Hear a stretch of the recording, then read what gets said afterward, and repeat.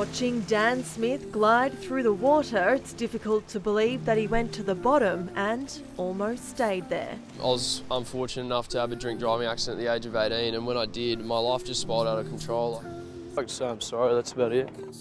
What should have been a serious hiccup for a talented teenager became life out of control. Felt very empty, lost and broken, came dependent on drugs. Definitely spent a fair few nights on the street, and that was pretty much as low as I could go. You'd hear from him for about 2 weeks or so, then you wouldn't hear from Dan for 12 months. And then you just pray to God that he wasn't hurt badly or killed even.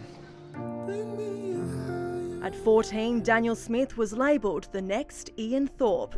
He won 8 national titles, the best since Thorpe was a teenager.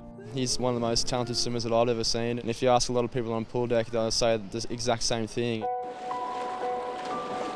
But a lot of it was coming too easily.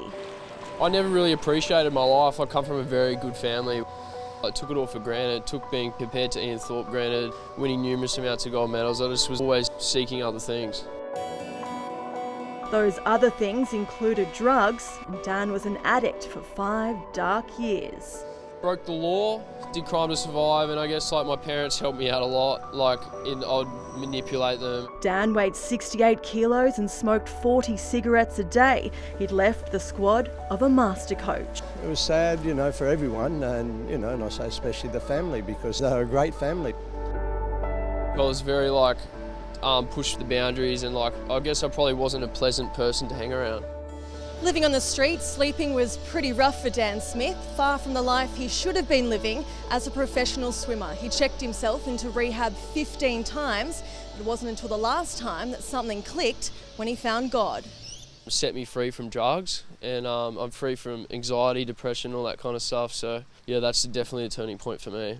Back in the pool, Dan was reborn, and so too was his dream. I rang Dennis when I was in rehab, and he was shocked to hear my voice, and I was like, look, I've changed my life, I've turned my life around, and I really want to do it this time. If someone's got a desire to try to achieve something and I can help them, then I'm more than happy.